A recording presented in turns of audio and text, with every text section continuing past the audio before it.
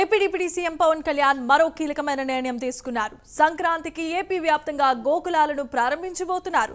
సంక్రాంతి ఉత్సవాల పేరుతో ఈ నెల 10 నుంచి 12 వరకు రాష్ట్ర వ్యాప్తంగా కార్యక్రమాన్ని ప్రభుత్వం ప్రారంభిస్తోంది. 10న పిఠాపురంలో జరిగే కార్యక్రమంలో పవన్ కళ్యాణ్ పాల్గొంటారు. మిగిలిన జిల్లాల్లో గోకులాలను ప్రజాప్రతినిధులు ప్రారంభిస్తారు.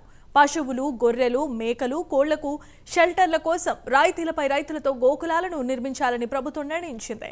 ఇక ఇదే అంశానికి సంబంధించి మరిన్ని అప్డేట్స్ ను మా కరెస్పాండెంట్ శ్రీనివాస్ అందిస్తారు. శ్రీనివాస్, చెప్పండి.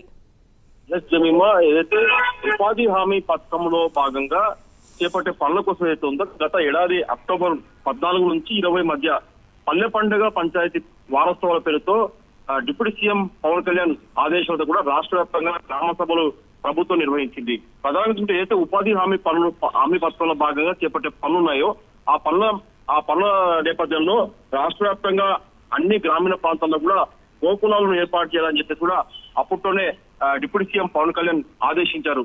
దీంతో రాష్ట్ర వ్యాప్తంగా ఏదైతే ఇప్పుడు ఉపాధి హామీ పథకంలో భాగంగా చేపట్టే గోకులాలను సంక్రాంతి ఉత్సవాల పేరుతో ఈ నెల 10 నుంచి 12 వరకు రాష్ట్ర వ్యాప్తంగా ప్రారంభించాలని చెప్పేసి పంచాయతీరాజ్ గ్రామాభివృద్ధి శాఖ నిర్ణయిస్తుంది. ఈ మేరకు కూడా డిప్యూటీ సీఎం పవన్ కళ్యాణ్ తన శాఖ అధికారులకు కూడా ఆదేశాలు జారీ చేశారు.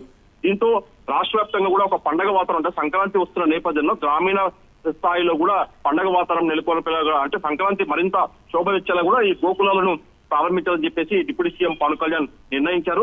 ఈ మేరకు కూడా సంబంధిత శాఖ అధికారులను అన్ని ఏర్పాట్లు చేయాలని చెప్పేసి కూడా ఆదేశించారు. ఈ నెల 10న కాకినాడ జిల్లా పిఠాపురం అంటే డిప్యూటీ సీఎం పవన్ కళ్యాణ్ సొంత నియోజకవర్గం ఏదైతే అక్కడ నిర్వహించే కార్యక్రమానికి ఈ గోకులాల ప్రారంభోత్సవ కార్యక్రమానికి ఉప ముఖ్యమంత్రి డిప్యూటీ సీఎం పవన్ కళ్యాణ్ హాజరు కాబోతారు.